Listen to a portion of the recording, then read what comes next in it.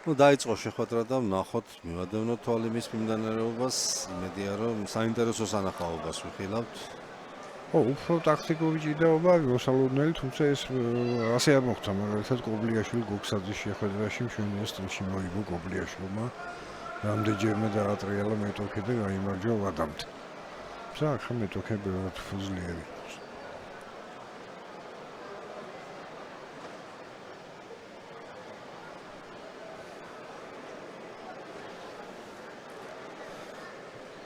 ნახევარწუთზე მეტი 40 წამი უკვე გავიდა ჯერჯერობით. არაფერი განსაკუთრებული და გამორჩეული არ მოხდა რა. რასაც ახლა ვხედავთ ეს ახლობით მათი საჭიდაო სტილია ორივესთვის. თუმცა ჩოგჯინში გაცილებით ძლიერები არიან და სულ სხვა ჭიდაობა იცის ერთმანეთს და მეორემაც. უზურგეთელები არ ყოფილან დღეს ფინალურ ბლოკში. დარჩათ ერთი ქრო და 4 ბრინჯაოს მედალი. დამამშვიდებელში ყავდათ მე მგონი ერთი ეს საბასირაძე თუ არ ვცდები. მეტი მე მგონი მართლაც არ ყოფილა. პირველი ქულა მიიღო მოკლედ მელიამ და შესაბამისად კობლიაშვილი დგება ჩოგჯენში. ერთით 0 მელიას ასარგებლოთ და ნახოთ აბა წავიდა შეტევაზე, მაგრამ ჯერ კარგად ცოცავს კობლიაშვილიც, არ აძლევს შეკრისნებას. აქ თითქოს წამოწია, მაგრამ გარეთ გავიდნენ და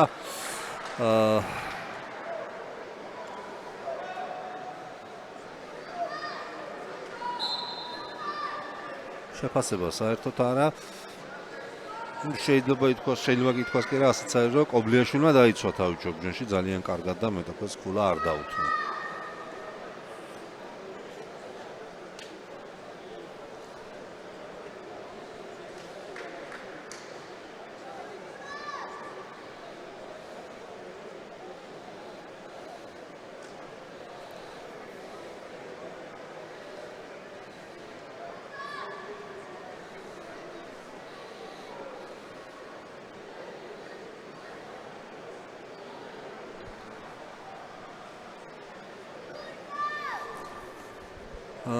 თითქმის ერთი წუთი არის დარჩენილი პირველი პერიოდის დასრულებამდე. ანგარიში 1-0 გახლავთ, შეხვედრის სურათი კი ხედავთ რომ დიდად არ იცვლება.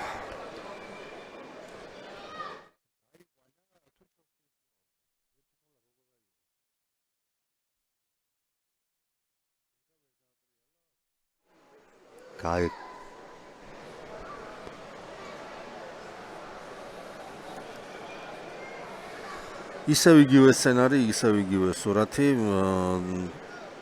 ზონის ცენტრში დგანა, ნაწოვიან ერთმანეთს და მეტი არაფერი. ანგარიშით კი დაწინაურებული გახლავთ გიორგი მელია 1-0.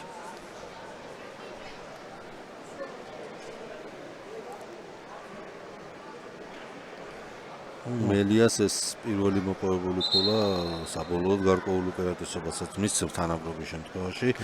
დაიწყო აქ შესვენება. იქამდე გეტყვით რომ 20 ქალაქი არის ახლა მედლით ამ მომენტისთვის და 9 ქალაქს ეყოლება ჩემპიონი, იმიტომ აქ რაც სამტრედია სადაც გავდაბანს არ აქვს, ერთ-ერთს ეყოლება. ქალაქს პირობითად ვამბობთ, იმიტომ აჭარა მთელი რეგიონით არის წარმოდგენილი. მეორე ნახევარი. დიახ, იწყება მეორე პერიოდი, რომელიც წესით გაცილებით უფრო სანახაობრივი და გაცილებით უფრო დაძაბული უნდა გამოვიდეს. უფრო ტემპიანად დაიწყო. დაწყებით დაიწყო, ასე ვნახოთ თუ გაგრძელდება. აქ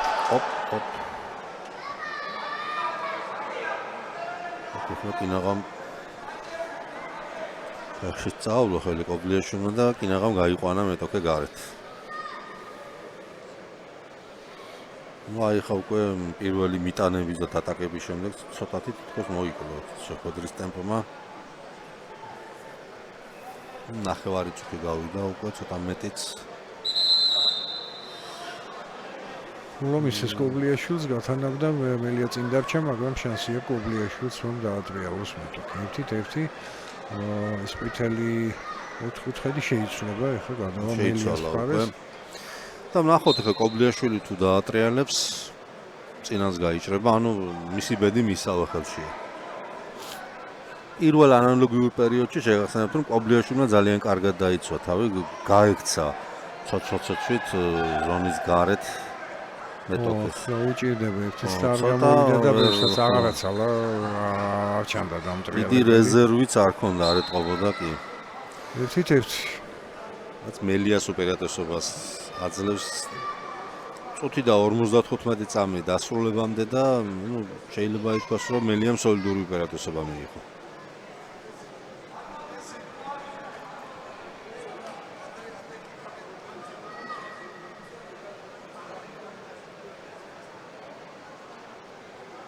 ხა რთული ერთმანეთს ძალიან კარგად იცნობენ, რამდენჯერე არის შეხვედრილი მეტოქეები თავიდან ბოლომდე ერთმანეთი. ესეთი ჭიდაობა რა თქმა უნდა მოსალოდნელი იყო.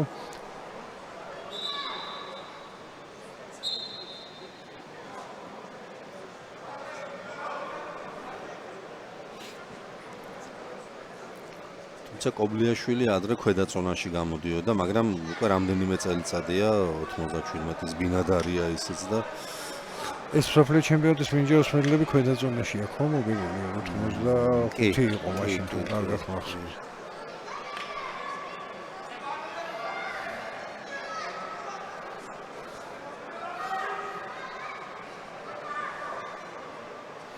ძალიან დიდი ხნის წინ იყო, კარგად დიდი ხნის აღსანიშნავი. ბატონო ძალიან სტაჟიანი წევრი არის. ზურაბ დათუნაშვილთან ჰქონდა კონკურენცია იმ კი ბატონო, კი. სტაჟიანი წევრი არის ნაკრების ერთ-ერთი ყველაზე უფრო გამოცდილი ეს და გობაძე.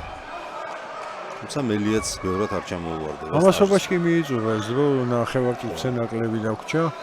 26 წამი დარჩა დასრულებამდე.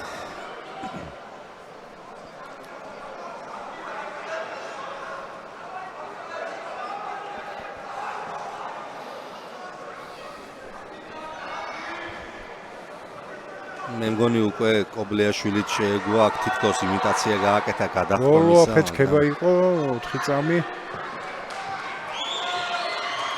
ჩამოართვა კობლიაშვილმა ხელი.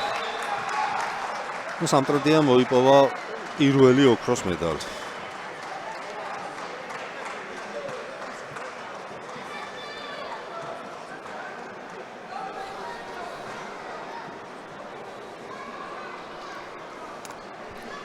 სამტრედიას აქვს ერთი ოქრო, ერთი ვერცხლი, ერთი ბრინჯაო.